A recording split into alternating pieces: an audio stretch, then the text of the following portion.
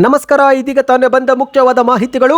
ರಾಜ್ಯದ ಎಲ್ಲ ಮಹಿಳೆಯರಿಗೆ ಉಚಿತ ಬಸ್ ಪ್ರಯಾಣಕ್ಕೆ ಶಕ್ತಿ ಸ್ಮಾರ್ಟ್ ಕಾರ್ಡ್ ಜಾರಿಗೆ ಮಾಡಲು ಮುಂದಾದ ಸರ್ಕಾರ. ಪುರುಷರಿಗೂ ಕೂಡ ಉಚಿತ ಬಸ್ ಸ್ಮಾರ್ಟ್ ಕಾರ್ಡ್ ಕೊಡಲಾಗುತ್ತೆ. ಆದರೆ ಒಂದು ಷರತ್ತು ಕೂಡ ಹಾಕಲಾಗಿದೆ. ವಿಡಿಯೋನ ನೀವು ಸ್ವಲ್ಪನೂ ಸ್ಕಿಪ್ ಮಾಡಬೇಡಿ. ಇನ್ನು ಮುಂದೆ ಸಾರಿಗೆ ಬಸ್ಗಳಲ್ಲಿ ಪುರುಷರಿಗೂ ಕೂಡ ಸ್ಮಾರ್ಟ್ ಕಾರ್ಡ್ ಭಾಗ್ಯ. ಏನಿದು ಮಾಹಿತಿ ನೋಡೋಣ. ಮತ್ತೊಂದೆಡೆಯಲ್ಲಿ ಎಚ್.ಡಿ. ಕುಮಾರಸ್ವಾಮಿ ಅವರಿಂದ ಸಲಹೆ ಪಡೆದುಕೊಳ್ಳುತ್ತೇನೆಂದಿರುವ ನೂತನ ಮುಖ್ಯಮಂತ್ರಿ ಡಿ.ಕೆ. ಶಿವಕುಮಾರ್ ಅವರ ಹೇಳಿಕೆಗೆ ಮಾಧ್ಯಮಗಳ ಮುಂದೆ ಎಚ್.ಡಿ. ಕುಮಾರಸ್ವಾಮಿ ಅವರು ತಿರುಗೇಟು ಕೊಟ್ಟಿದ್ದಾರೆ. ನಾನೇನು ಹರಿದಿಲ್ಲ ಎಂದ ಮೇಲೆ ನನ್ನ ಬಳಿ ಏನು ಸಲಹೆ ಕೇಳ್ತಾರೆ ಎಂದು ಡಿ.ಕೆ. ಶಿವಕುಮಾರ್ ಅವರಿಗೆ ವ್ಯಂಗ್ಯವಾಡಿದ್ದಾರೆ. ಎಲ್ಲ ಸುದ್ದಿ ನೋಡೋಣ. ಮತ್ತೊಂದೆಡೆಯಲ್ಲಿ ಎಲ್ಲಾ ಗೃಹಲಕ್ಷ್ಮಿಯರಿಗೆ ಹೊಸ ರೂಲ್ಸ್ ಜಾರಿಗೆ ಮಾಡೇ ಬಿಟ್ಟ ಕಾಂಗ್ರೆಸ್ ಸರ್ಕಾರ ಮುಂದಿನ ತಿಂಗಳಿನಿಂದಲೇ ಹೊಸ ನಿಯಮ. ಈ ಕೆಲಸ ಮಾಡಿಕೊಂಡಿಲ್ಲವೆಂದರೆ 2,000 ರೂಪಾಯಿ ಜಮೆ ಆಗೋದಿಲ್ಲವಂತೆ. ಏನಿದು ಹೊಸ ನಿಯಮ, ಎಲ್ಲಿ ಅರ್ಜಿ ಹಾಕಬೇಕು, ಆ ಬಗ್ಗೆಯೂ ಕೂಡ ಮಾಹಿತಿ ನೋಡೋಣ. ಮತ್ತೊಂದೆಡೆಯಲ್ಲಿ ಕನಕಪುರದ ರ್ಯಾಲಿಯಲ್ಲಿ ಸೇಬು ಹಣ್ಣು ಕಚ್ಚಿ ಜನರ ಹತ್ತ ಎಸೆದಂತ ಡಿ.ಕೆ. ಶಿವಕುಮಾರ್ ಅವರು ಇದೇ ವಿಚಾರಕ್ಕೆ ಬಿಜೆಪಿ ಕೆಂಡ ಕಾರಿದೆ. ಮಿಸ್ಟರ್ ಡಿ.ಕೆ. ಶಿವಕುಮಾರ್ ಅವರೇ, ನೀವೇನು ಶಬರಿ ಅಲ್ಲ ಎಂದು ಸಾಮಾಜಿಕ ಜಾಲತಾಣದಲ್ಲಿ ವ್ಯಂಗ್ಯವಾಡಿದೆ. ಆ ಬಗ್ಗೆಯೂ ಕೂಡ ಮಾಹಿತಿ ನೋಡೋಣ ಸ್ನೇಹಿತರೆ. ಮತ್ತೊಂದೆಡೆಯಲ್ಲಿ ರಾಜ್ಯದ ಸರ್ಕಾರಿ ನೌಕರರಿಗೆ ಇನ್ನು ಮುಂದೆ ಹೊಸ ರೂಲ್ಸು. ಪ್ರತಿದಿನ ಬೆಳಿಗ್ಗೆ 10 ಗಂಟೆಯೊಳಗೇನೆ ಕಚೇರಿಯೊಳಗೆ ಹಾಜರಿರುವುದು ಕಡ್ಡಾಯ. ಸರ್ಕಾರದಿಂದ ಮಹತ್ವದ ಆದೇಶ. ಎಲ್ಲ ಮಾಹಿತಿ ಡೀಟೇಲ್ ಆಗಿ ನೋಡೋಣ. ಅದಕ್ಕೂ ಮೊದಲು ನೀವು ಸುದ್ದಿ 9 ಯೂಟ್ಯೂಬ್ ಚಾನಲ್ಗೆ ಮೊದಲು ಬಾರಿ ಭೇಟಿ ಕೊಡ್ತಾ ಇದ್ರೆ ದಯವಿಟ್ಟು ಸಬ್ಸ್ಕ್ರೈಬ್ ಆಗಿ ಪಕ್ಕದಲ್ಲಿ ಕಾಣಿಸೋ ಗಂಟೆ ಕೂಡ ಒತ್ತಿ. ಇದರಿಂದ ರಾಜ್ಯದ ಮಾಹಿತಿಗಳು ನಿಮಗೆ ಸಿಗುತ್ತವೆ. ವಿಡಿಯೋಗೆ ಲೈಕ್ ಮಾಡಿ ಮತ್ತು ವಿಡಿಯೋ ಪೂರ್ತಿಯಾಗಿ ನೋಡಿ. ಬನ್ನಿ ಸ್ನೇಹಿತರೆ, ಎಲ್ಲ ಮಾಹಿತಿಗಳನ್ನು ಡೀಟೇಲ್ ಆಗಿ ನೋಡೋಣ.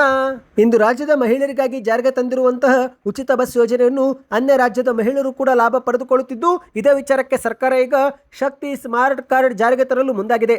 ಅಷ್ಟು ಮಾತ್ರವಲ್ಲ, ಮಹಿಳೆಯರಿಗೆ ಯಾವ ರೀತಿ ಶಕ್ತಿ ಸ್ಮಾರ್ಟ್ ಕಾರ್ಡ್ ಕೊಡಲಾಗುತ್ತೋ ಅದೇ ಮಾದರಿಯಲ್ಲಿ ಪುರುಷರಿಗೂ ಕೂಡ ಸ್ಮಾರ್ಟ್ ಕಾರ್ಡ್ ಕೊಡುವ ಬಗ್ಗೆ ಸಾರಿಗೆ ಸಚಿವರಾಗಿರುವ ಭೈರತಿ ಸುರೇಶ್ ಅವರು ಹೇಳಿಕೆ ಕೊಟ್ಟಿದ್ದಾರೆ. ಹೌದು ಗೆಳೆಯರೆ, ರಾಜ್ಯಾದ್ಯಂತ ಮಹಿಳೆಯರು ಸೇರಿ ಒಟ್ಟು 3 ಕೋಟಿಗೂ ಅಧಿಕ ಸಾರಿಗೆ ಬಸ್ ಪ್ರಯಾಣಿಕರಿಗೆ ಸ್ಮಾರ್ಟ್ ಕಾರ್ಡ್ ಕೊಡುತ್ತೇವೆ ಎಂದು ಸಾರಿಗೆ ಸಚಿವ ಭೈರತಿ ಸುರೇಶ್ ಅವರು ಹೇಳಿಕೆ ಕೊಟ್ಟಿದ್ದಾರೆ. ಹೌದು, ಇದೀಗ ನೂತನ ಸಾರಿಗೆ ಸಚಿವರಾಗಿ ಅಧಿಕಾರ ವಹಿಸಿಕೊಂಡಿರುವಂತಹ ಭೈರತಿ ಸುರೇಶ್ ಅವರು ಮೊದಲ ಸಭೆಯಲ್ಲೇ ಮಹತ್ವದ ನಿರ್ಧಾರ ತೆಗೆದುಕೊಂಡಿದ್ದಾರೆ. ಇಂದು ಕೆಎಸ್ಆರ್ಟಿಸಿಯ ಕೇಂದ್ರ ಕಚೇರಿಯಲ್ಲಿ 4 ನಿಗಮಗಳ ಹಿರಿಯ ಅಧಿಕಾರಿಗಳೊಂದಿಗೆ ಸಾರಿಗೆ ಸಚಿವ ಸುರೇಶ್ ಭೈರತಿ ಅವರು ಮೊದಲ ಸಭೆ ಮಾಡಿದ್ದು, ಸಭೆಯಲ್ಲಿ ಶಕ್ತಿ ಯೋಜನೆಯನ್ನು ಮತ್ತಷ್ಟು ಪರಿಣಾಮಕಾರಿಯಾಗಿ ಅನುಷ್ಠಾನಗೊಳಿಸುವ ಬಗ್ಗೆ ಚರ್ಚೆ ಮಾಡಿದ್ದಾರೆ. ಇದಕ್ಕಾಗಿಯೇ ಕರ್ನಾಟಕದ ಎಲ್ಲಾ ಮಹಿಳೆಯರಿಗೆ ಉಚಿತವಾಗಿಯೇ ಸ್ಮಾರ್ಟ್ ಕಾರ್ಡ್ ವಿತರಿಸಲಾಗುವುದು. ಶಕ್ತಿ ಸ್ಮಾರ್ಟ್ ಕಾರ್ಡ್ ಮಾದರಿಯಲ್ಲಿ ಪುರುಷರಿಗೂ ಕೂಡ ರೀಚಾರ್ಜ್ ಮಾಡಿಕೊಳ್ಳಬಹುದಾದಂತಹ ಸ್ಮಾರ್ಟ್ ಕಾರ್ಡ್ ನೀಡಲು ಉದ್ದೇಶಿಸಲಾಗಿದೆ ಎಂದು ಹೇಳಿಕೆ ಕೊಟ್ಟಿದ್ದಾರೆ. ಹೌದು, ಒಟ್ಟು 3 ಕೋಟಿ ಜನರಿಗೆ ಈ ಒಂದು ಸ್ಮಾರ್ಟ್ ಕಾರ್ಡ್ ಇನ್ನು ಮುಂದೆ ಶೀಘ್ರವೇ ಕೊಡಲಾಗುತ್ತೆ ಸ್ನೇಹಿತರೆ. ಯಾಕಂದ್ರೆ ರಾಜ್ಯದ ಮಹಿಳೆಯರಿಗಾಗಿ ಮಾತ್ರ ಉಚಿತ ಬಸ್ ಪ್ರಯಾಣ ಜಾರಿಗೆ ಮಾಡಲಾಗಿದೆ. ಆದರೆ ಅನ್ಯ ರಾಜ್ಯದ ಮಹಿಳೆಯರು ಕೂಡ ನಕಲಿ ಅಥವಾ ಇತರೆ ಆಧಾರ್ ಕಾರ್ಡ್ ತೋರಿಸಿ ಉಚಿತ ಬಸ್ ಸೌಲಭ್ಯ ಪಡೆದುಕೊಳ್ಳುತ್ತಿದ್ದು, ಹಾಗಾಗಿ ಸರ್ಕಾರಕ್ಕೆ ಇದು ಹೆಚ್ಚಿನ ಹೊರೆಯಾಗಿದೆ. ಇದೀಗ ಪುರುಷರಿಗೂ ಕೂಡ ಸ್ಮಾರ್ಟ್ ಕಾರ್ಡ್ ಕೊಡಲಾಗುತ್ತೆ. ಹೌದು ಗೆಳೆಯರೆ, ಹಣವನ್ನು ರೀಚಾರ್ಜ್ ಮಾಡುವ ಮೂಲಕ ಟಿಕೆಟ್ ದರ ಪಾವತಿ ಮಾಡಬಹುದು. ಇದರಿಂದ ಚಿಲ್ಲರೆ ಕಾಟವು ಕೂಡ ತಪ್ಪುತ್ತೆ ಎನ್ನುವುದು ಸರ್ಕಾರದ ಉದ್ದೇಶವಾಗಿದೆ. ಅಷ್ಟು ಮಾತ್ರವಲ್ಲ, ಇಂದಿನ ಸಭೆಯಲ್ಲಿ ಮಹಿಳೆಯರ ಸುರಕ್ಷತೆಗಾಗಿ ರಾಜ್ಯದ ಎಲ್ಲ ಕಾರು, ಟ್ಯಾಕ್ಸಿ ಸೇರಿದಂತೆ ಇತರೆ ಸಾರ್ವಜನಿಕ ಸೇವೆ ನೀಡುವ ಎಲ್ಲ ವಾಹನಗಳಿಗೆ VLTS ಕಡ್ಡಾಯವಾಗಿ ಅಳವಡಿಕೆ ಮಾಡುವಂತೆ ಆದೇಶ ಹೊರಡಿಸಲಾಗಿದೆ. ಹೌದು ಗೆಳೆಯರೆ, ವೆಹಿಕಲ್ ಲೊಕೇಶನ್ ಟ್ರ್ಯಾಕಿಂಗ್ ವ್ಯವಸ್ಥೆ ಅಂದರೆ ಯಾವ ವಾಹನ ಎಲ್ಲಿದೆ ಎಂಬ ಒಂದು ಮಾಹಿತಿ ಪಡೆದುಕೊಳ್ಳಲು ಎಲ್ಲ ಸಾರ್ವಜನಿಕ ಸೇವೆ ನೀಡುವ ವಾಹನಗಳಿಗೆ ಇನ್ನು ಮುಂದೆ VLTS ಅಳವಡಿಕೆ ಕಡ್ಡಾಯವಾಗಿದೆ. ಬನ್ನಿ ಸ್ನೇಹಿತರೆ, ಎರಡನೇ ಮಾಹಿತಿಗೆ ಹೋಗೋಣ. ಸದ್ಯ ರಾಜಕಾರಣದಲ್ಲಿ ಸಲಹೆ ಮತ್ತು ಹಿರಿಯರ ಗೌರವದ ರಾಜಕೀಯ ಜೋರಾಗಿದೆ. ಹೌದು, ಯಾಕಂದ್ರೆ ಇತ್ತೀಚೆಗೆ ನೂತನ ಮುಖ್ಯಮಂತ್ರಿ ಆಗಿರುವ ಡಿ.ಕೆ. ಶಿವಕುಮಾರ್ ಅವರು ಸಮಯ ಕೊಟ್ಟರೆ ಮಾಜಿ ಮುಖ್ಯಮಂತ್ರಿ ಎಚ್.ಡಿ. ಕುಮಾರಸ್ವಾಮಿ ಅವರನ್ನ ಭೇಟಿ ಮಾಡಿ ಸಲಹೆ ಪಡೆದುಕೊಳ್ಳುತ್ತೇನೆ ಎಂದು ಹೇಳಿಕೆ ಕೊಟ್ಟಿದ್ರು. ಇತ್ತ ಡಿ.ಕೆ. ಶಿವಕುಮಾರ್ ಅವರು ಹೇಳಿಕೆ ಕೊಡುತ್ತಿದ್ದಂತೆ ಅತ್ತ ಕೇಂದ್ರದ ಸಚಿವ ಎಚ್.ಡಿ. ಕುಮಾರಸ್ವಾಮಿ ಅವರು ಡಿ.ಕೆ. ಶಿವಕುಮಾರ್ ವಿರುದ್ಧವೇ ವಾಗ್ದಾಳಿ ಮಾಡಿದ್ದಾರೆ. ಹೌದು ಗೆಳೆಯರೆ, ಒಂದು ಕಡೆಯಲ್ಲಿ ಮುಖ್ಯಮಂತ್ರಿ ಡಿ.ಕೆ. ಶಿವಕುಮಾರ್ ಅವರು ರಾಜ್ಯಕ್ಕೆ ಸೇವೆ ಮಾಡಿರುವಂತಹ ಹಿರಿಯರ ಅನುಭವ ಮತ್ತು ಮಾರ್ಗದರ್ಶನ ನನಗೆ ಬೇಕು. ನಾನು ಕೇವಲ ಮೊಯ್ಲಿಯವರನ್ನು ಮಾತ್ರವಲ್ಲ, ಜಗದೀಶ್ ಶೆಟ್ಟರ್, ಸದಾನಂದ ಗೌಡ ಹಾಗೂ ಬೊಮ್ಮಾಯಿಯವರನ್ನು ಕೂಡ ಭೇಟಿ ಮಾಡುತ್ತೇನೆ. ಸಮಯ ಕೊಟ್ಟರೆ ಕುಮಾರಸ್ವಾಮಿಯವರನ್ನು ಕೂಡ ಭೇಟಿ ಮಾಡಿ ಅವರಿಂದ ಸಲಹೆ ಪಡೆದುಕೊಳ್ಳುತ್ತೇನೆ. ಯಾಕಂದರೆ ಇವರೆಲ್ಲರೂ ರಾಜ್ಯಕ್ಕೆ ಸೇವೆ ಸಲ್ಲಿಸಿದ್ದು, ಅವರಿಗೆ ನೀಡಬೇಕಾದ ಗೌರವ ನಾವು ಕೊಡಲೇಬೇಕು ಎಂದು ಡಿ.ಕೆ. ಶಿವಕುಮಾರ್ ಅವರು ಹೇಳಿಕೆ ಕೊಟ್ಟಿದ್ದಾರೆ. ಆದರೆ ಇದಕ್ಕೆ ಎಚ್.ಡಿ. ಕುಮಾರಸ್ವಾಮಿ ಅವರು ಪ್ರತಿಕ್ರಿಯಿಸಿ ತಮ್ಮದೇ ಶೈಲಿಯಲ್ಲಿ ಲೇವಡಿ ಮಾಡಿದ್ದಾರೆ. ನಾನೇನು ಅವರಿಗೆ ಸಲಹೆ ಕೊಡಲಿ ಎಂದು ಪ್ರಶ್ನೆ ಮಾಡಿದ್ದಾರೆ. ಯಾಕಂದರೆ ಡಿ.ಕೆ. ಶಿವಕುಮಾರ್ ಅವರೇ ಇತ್ತೀಚಿನ ತುಮಕೂರು ಜಿಲ್ಲೆಯ ಭಾಷಣವೊಂದರಲ್ಲಿ ಕುಮಾರಸ್ವಾಮಿ 2 ಬಾರಿ ಸಿಎಂ ಆದರೂ ಏನು ಕಿತ್ತಾಕಿದ್ದಾರೆ, ಏನು ಹರಿದಿದ್ದಾರೆ ಎಂದಿದ್ದಾರೆ.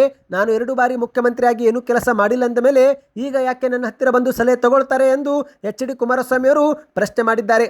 ಅವರಿಗೆ ನಿಜವಾಗಿ ಸಲಹೆ ಬೇಕಾಗಿಲ್ಲ, ಕೇವಲ ಪತ್ರಿಕೆಗಳಲ್ಲಿ ಮತ್ತು ಟಿವಿಗಳಲ್ಲಿ ಫೋಟೋ ಬರಬೇಕಾಗಿದೆ. ಮುಖ್ಯಮಂತ್ರಿ ಆದರೂ ನಾನು ನೋಡಿ ಎಲ್ಲರ ಹತ್ತಿರ ಹೇಗೆ ಗೌರವ ಕೊಡ್ತಾ ಇದ್ದೀನೆಂದು ಜಗತ್ತಿಗೆ ತೋರಿಸಲು ಅವರಿಗೆ ಫೋಟೋ ಬೇಕಾಗಿದೆ ಅಷ್ಟೇ ಎಂದು ಕುಮಾರಸ್ವಾಮಿ ಅವರು ಕಿಡಿಕಾರಿದ್ದಾರೆ.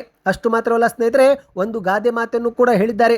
ನಮ್ಮ ಹಿರಿಯರು ಒಂದು ಗಾದೆ ಮಾತು ಹೇಳ್ತಾರೆ, ಅತಿ ವಿನಯಂ ಧೂರ್ತ ಲಕ್ಷಣಂ, ಅಂದರೆ ಅತಿಯಾದ ವಿನಯ ತೋರಿಸುವುದು ವಂಚಕರ ಲಕ್ಷಣ. ಅದೇ ರೀತಿ ಇವರ ಕಥೆ ಆಗಿದೆ.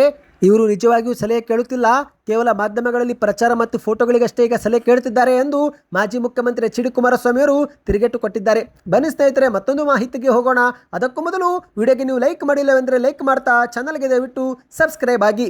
ಇದೀಗ ರಾಜ್ಯದ ಗೃಹಲಕ್ಷ್ಮಿ ಯೋಜನೆ ಫಲಾನುಭವಿಗಳಿಗೆ ಮುಖ್ಯವಾದ ಸೂಚನೆ. ಮುಂದಿನ ತಿಂಗಳಿನಿಂದಲೇ ಹೊಸ ನಿಯಮ ಜಾರಿಗೆ ಬರ್ತಾ ಇದೆ.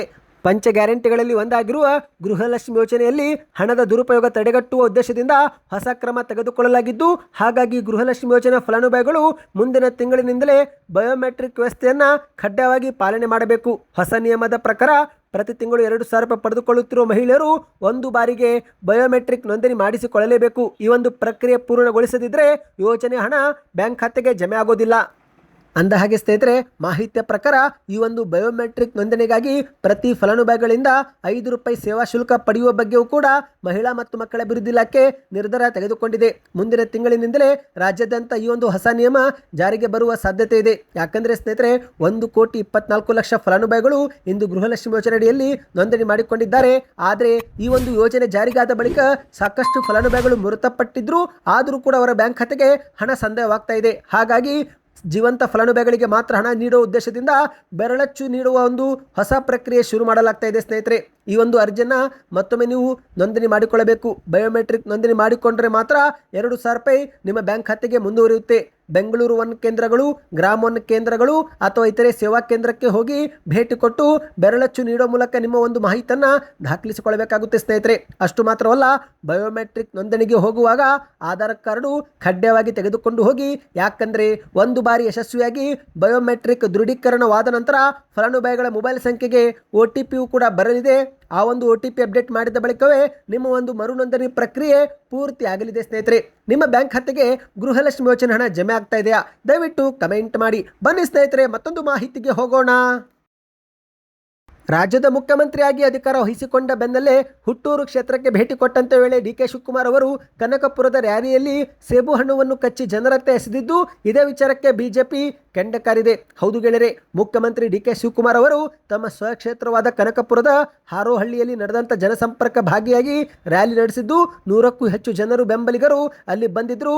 ಆ ಸಮಯದಲ್ಲಿ ಪಕ್ಷದ ಕಾರ್ಯಕರ್ತರಿಂದ 100 ಕೆಜಿ ತೂಕದ ಬೃಹತ್ ಸೇಬು ಮತ್ತು ಹೂವಿನ ಹಾರವನ್ನು ಕ್ರೇನ್ ಮೂಲಕ ತಂದು ಡಿ ಕೆ ಶಿವಕುಮಾರ್ ಅವರಿಗೆ ಹಾಕಲಾಗಿದೆ.